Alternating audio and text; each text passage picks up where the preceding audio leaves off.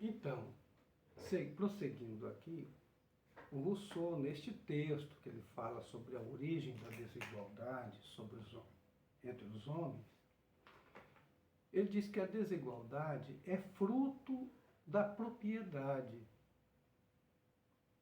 Óbvio, né? As pessoas são desiguais quando elas possuem mais ou possuem menos. Mas não é só isso, né? Mas ele está dizendo nesse sentido aqui. Os bens são comuns a todos os homens. Segundo Rousseau, o pecado original do homem foi a descoberta a ideia original de propriedade.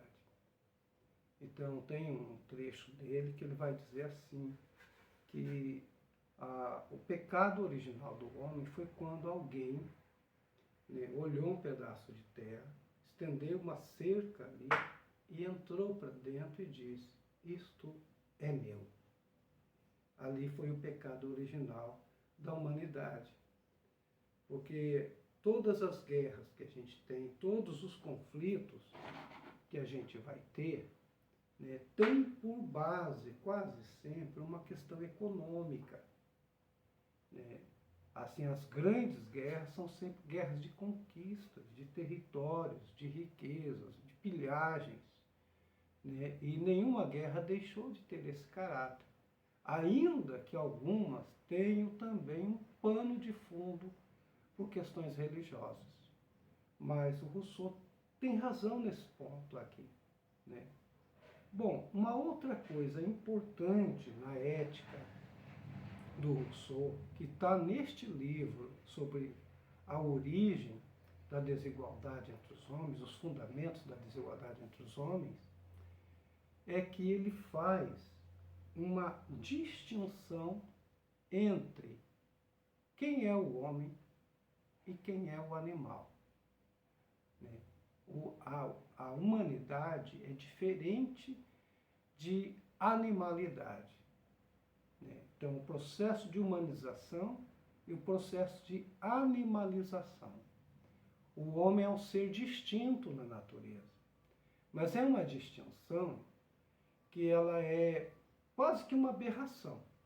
O homem é um animal praticamente solitário, que se distingue do restante da criação. É um filho abortado quase um aborto da natureza. O Rousseau vai chamá-lo de animal depravado. Depravé em grego, em francês, significa desnaturado. O homem é aquele animal, filho da natureza, que é capaz de se voltar contra a própria mãe. Nenhum outro animal faz isso. O homem faz.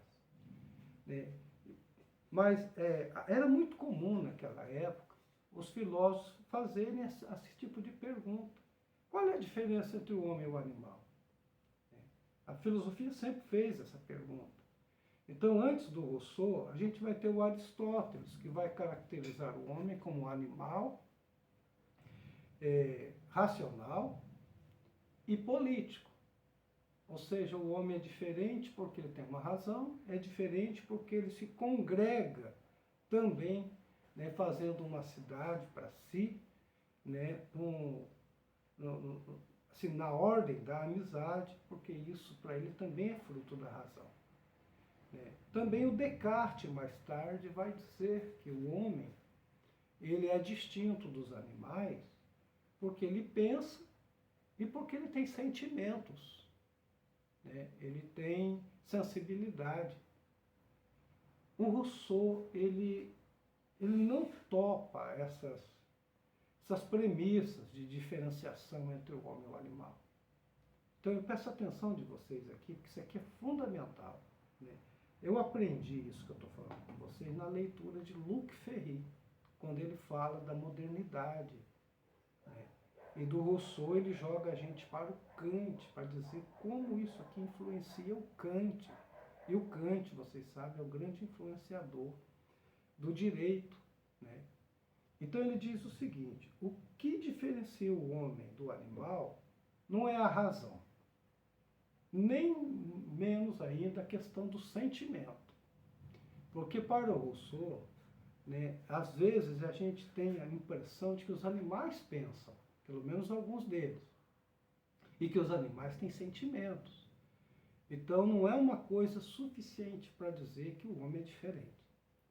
O que diferencia o homem do animal são duas coisas: a liberdade e a perfectibilidade. O que é a liberdade? A liberdade é entendida neste texto do Rousseau como uma margem de manobra em relação à natureza. O homem tem uma margem muito maior de manobra do que os outros animais. O que é essa margem de manobra? É você contrariar o programa instintual que a natureza dota todo mundo, todos os animais, para poder viver, para poder sobreviver, para poder se defender. Né? Então, é um imperativo mesmo de cada animal, certas coisas que ele faz e ele não pode deixar de fazer. Né? Por isso, os animais, eles são completos, eles têm uma educação já de base biologicista, biológica. Então, há animais, por exemplo, que quando nascem já não tem mais pais, não tem mãe, não tem pai, não tem ninguém para ensiná-lo. Então já está na matriz genética dele repetir o que os pais fizeram. Por exemplo, um passarinho faz ninho hoje como fazia 1000 anos atrás, ou até 2000 anos atrás. Né? O gato caça o rato como qualquer gato do passado faria.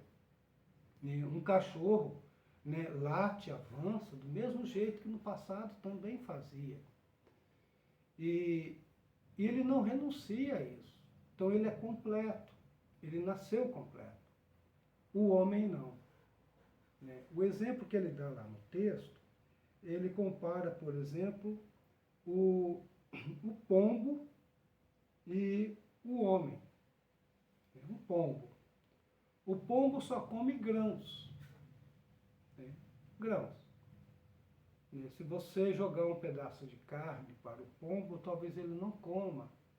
Como também se colocar grãos para o gato também não coma. Porque não é parte do instinto dele. Não é parte da dieta dele. E isso tem séculos e séculos em que eles foram se formando assim. Né? Então está numa matriz já própria do corpo dele esse reconhecimento do alimento. O homem não.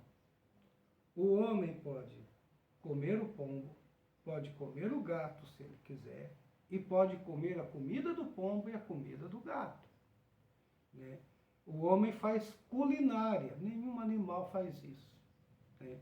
Assim também como o homem pode levar os filhos para a escola, para que eles aprendam ofícios, se especializem em outras coisas, inventem outras coisas, mas animal nenhum matricula filho na escola.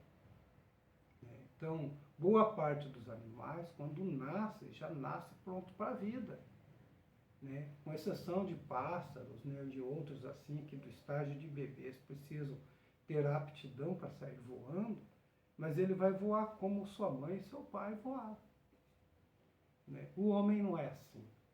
O homem, tudo vai depender de um programa de educação. Então, isso o Rousseau chama de liberdade, é uma margem de manobra em relação à natureza. O homem pode fazer de um jeito, pode fazer de tantos outros jeitos uma determinada coisa, que o animal não faz. Inclui-se nisso também, né, o progresso tecnológico, né, esse mundo todo de bugigangas, de artefatos que o homem vai inventando para poder existir bem na natureza. Né, para poder se defender. Né?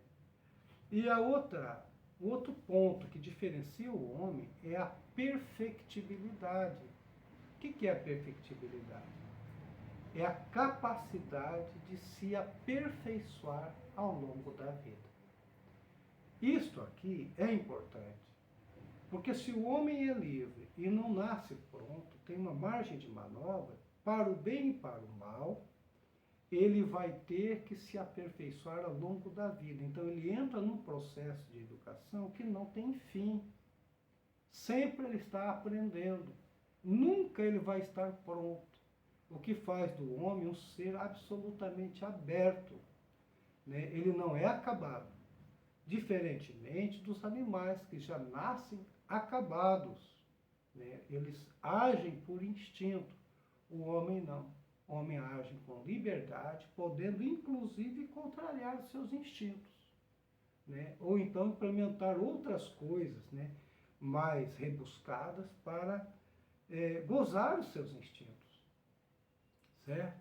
Então isso é muito importante em Rousseau, porque depois essa liberdade, ela migra para o campo moral, por exemplo, a liberdade que a gente tem de escolher quem manda em nós, quem nos governa. A liberdade que você tem diante de uma lei que você faz, que você ajeita, para ter mais garantias dentro de uma margem de liberdade, né? Então, nós somos seres que somos filhos da natureza, mas somos colocados já assim que a gente existe no mundo de convenções sociais, né? Que são invenções humanas, são construções humanas, certo? Esse ideal de perfectibilidade vai levar mais tarde o Sartre, por exemplo, a dizer que ninguém nasce homem, né? As pessoas se fazem homens. Então é isso o Rousseau já está dizendo de antemão, tá? E no livro dele, O Contrato Social, que é o livro que a gente vai discutir aqui nas nossas aulas, né, ele vai falar da passagem do estado natural, né, onde vigoram os instintos, para o estado social, onde vigoram os deveres, e também, claro, os direitos. Né? O que é o contrato social? O contrato social é um pacto. Pacto que a gente faz livremente entre as pessoas para ter um ordenamento na vida pública, na vida civil, na convivência entre os homens, né? Então ele chama de pacto de todos entre si e não com Deus ou com o governante. O que é a democracia? A democracia é o pacto que cada cidadão em particular celebra com todos os cidadãos que também são particulares. E acaba então fazendo uma agremiação de pessoas para que o Estado exista, para que o Estado de Direito exista. E se existir uma lei, essa lei tem que ser pactuada, consensuada. Então não é um decreto de uma pessoa só, né? E aí vale o conceito de soberania popular. Então é a forma assim mais acabada de democracia que a gente tem, né, com Rousseau. Ele vai defender o princípio da soberania popular, aquilo que é de direito de cada pessoa, por ela exatamente ser livre, é um direito dela poder celebrar com outras pessoas aquilo que ela achar melhor para o funcionamento da sociedade. Isso é o princípio da democracia, o princípio de um Estado de Direito, certo? Então, por exemplo, ele diz que o homem, o indivíduo, renuncia aos seus interesses privados em vista do bem comum estampado na vontade geral. Essa é a questão da soberania popular. A vontade geral das pessoas, né, o maior número de pessoas, né, definindo algo, aqueles que não definiram, que não acompanharam aquilo, obedece à maioria. E nesse jogo de maioria, de representação, de convenção, ninguém sai perdendo, segundo Rousseau.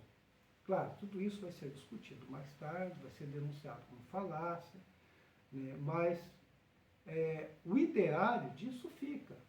Né? A democracia que a gente vive até hoje ou é lockeana, ou é rousseauiana, ou uma mescla dos dois. Certo? Defende uma socialização radical com redução do indivíduo à sociedade mediante o consentimento do próprio indivíduo. Então, a vida social é uma vida consentida de cada um. E a lei que governa essa entidade chamada comunidade é uma lei celebrada por todos dentro da liberdade que compete a cada um. Isso é muito importante, né? Isso aqui é a confecção do Estado de Direito, né? Muitas vezes a gente erroneamente quer jogar fora. Certo? Voltando à questão da educação, né, o Rousseau diz o seguinte: a necessidade de educar os instintos para a obediência à razão. À razão. Não obediência a Deus ou à natureza, porque agora já não é hora mais disso. Né? É uma obediência à razão, a razão que pensa tudo isso, que é livre para pensar em tudo isso, ponderar as coisas e decidir por se irmanar com seus semelhantes. Então, há uma educação, porém, feita em conformidade com a natureza, que o Rousseau vai remeter o homem para a natureza mesmo, o mundo aí fora, né? Que ele diz que é a melhor pedagoga que há, é a perfeita pedagoga, é a natureza. É aquilo que eu estava dizendo anteriormente. Né? O Rousseau ele não defende uma educação livresca.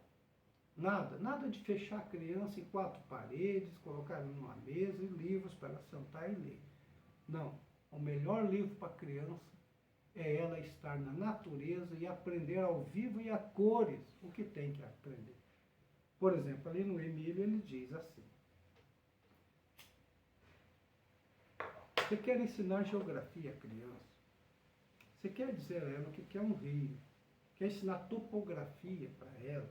Uma montanha, um monte, um vale, uma várzea, né, uma floresta? Leva ela para lá. Leva ela para os lugares. É mais ou menos como hoje, você dá aula sobre um ponto na sala e depois faz uma excursão com os alunos para levá-los até o local que você disse, referenciou na sala de aula. O Rousseau diz, ó, pula essa etapa da sala de aula, leve diretamente para a natureza. Você quer que a criança aprenda os pontos cardeais, norte, sul, leste, oeste, os pontos cardinais, né, nordeste, sudeste e assim por diante? Leva ela para um bosque, né, dê a ela uma bússola, né, ou ensina a ler, né, a luz do sol, né, uma estrela, enfim, e estando sempre aos cuidados, né, para assessorá-la, para que ela não se dê mal, né, não se acidente, deixa ela voltar sozinha para casa. Deixa ela encontrar o caminho de casa com as instruções que você deu. Então, experimenta a criança com a vida. Tá? Essa é a educação que depois se torna matricial de todas as pedagogias que a gente tenta tirar a criança de uma carteira escolar, numa sala de aula entre quatro paredes. Né? A melhor escola é a escola da vida. Então é isso que o Rousseau coloca aqui. É uma educação romântica, em que a criança, com o corpo e com a alma, participa de tudo. Tá certo? Isso é muito importante aqui no Rousseau. Né?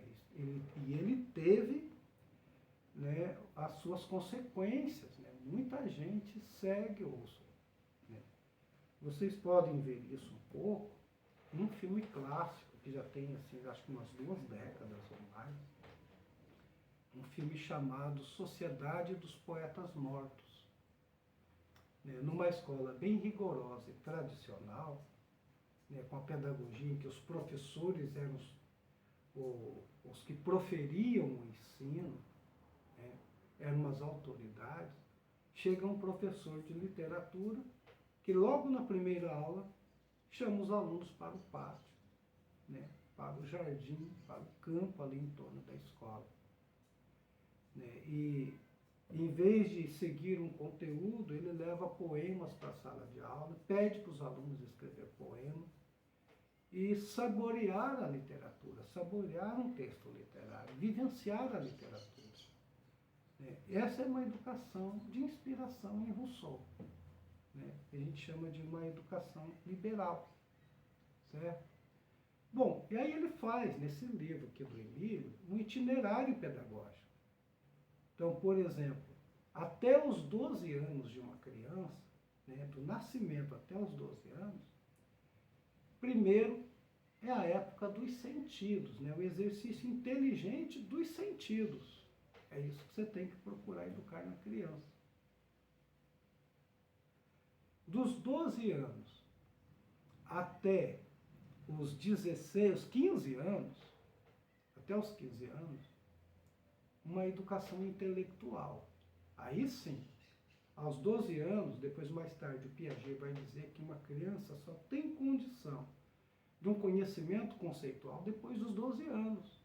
Então é onde você começa uma educação intelectual propriamente dita, em que você pode falar, as palavras fazerem sentido completo e assim por diante. E dos 15 anos aos 22 anos é a dimensão moral, a dimensão do amor ao próximo. É uma educação moral, onde você prepara então o adolescente e o jovem para o retorno à sociedade de uma forma melhorada, de tal forma que a sociedade tenha garantias de ser uma sociedade virtuosa, não corrupta. Então, ele acreditava nisso, Rousseau. Ele propõe isso lá no Emílio, certo? Bom, mas o Rousseau cunha também uma coisa que ficou conhecido como mito do bom selvagem.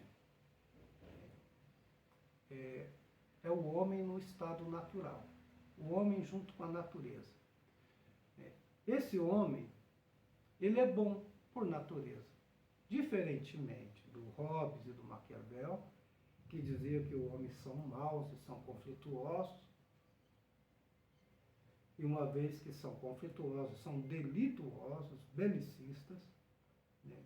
Esse homem é bom por natureza, ele é íntegro, saudável e moralmente reto. Rousseau acredita nisso, né? Uma doutrina aí do bom selvagem, que hoje ele é criticado por isso, né? A psicanálise mostra que isso não é a realidade do homem. O homem tem um anjo e tem um diabo também dentro dele.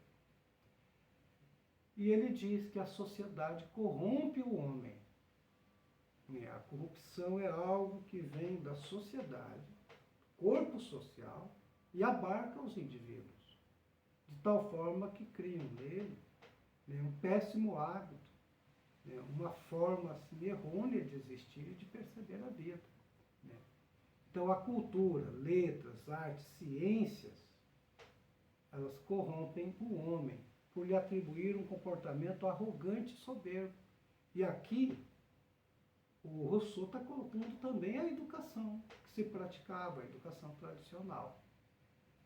Então ele é um crítico da educação e, como todo filósofo que é um pouco honesto, além de criticar, ele propõe uma outra forma de como se educar. Né?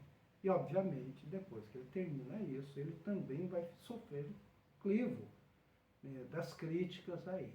Né? Então, ele faz um ataque à ciência e à razão iluministas. E aí será ponto de conflito entre ele e os demais iluministas. Por exemplo, o pessoal diz que ele entrava em briga séria com o Voltaire, que às vezes chegavam a querer ir a vias de fato por conta da defesa dessas ideias apaixonadas. Então, por que o Rousseau faz isso? Porque o Rousseau acredita piamente que não é só da razão que o homem vive. O homem também vive de suas emoções, de sua sensibilidade. E ele dá assim, uma ênfase muito grande no sentimento humano. Então ele vai falar assim, olha, é preciso olhar também as razões do coração. Não apenas as razões abstratas da mente, mas também as do coração. Então ele diz, ó, instinto sem razão leva ao caos social, mas a razão sem paixão é coisa estéril e acadêmica. Então, de um lado ele defende a razão, que ele não vai dizer que a razão não seja coisa boa, mas também a paixão.